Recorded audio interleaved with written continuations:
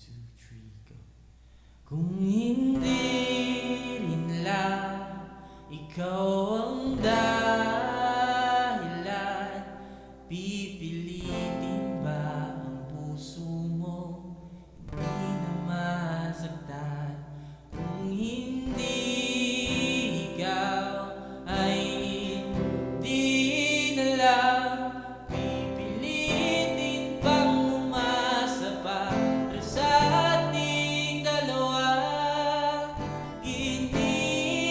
Giniginaw at hindi makagalaw, nahihirapan ang puso, pinipilit ay ikaw.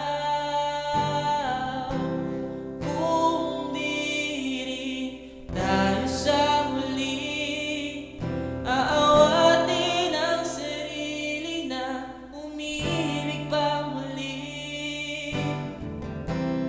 Kung di rin tayo sa huli, aawatin ba ang puso ko, ibigin ka?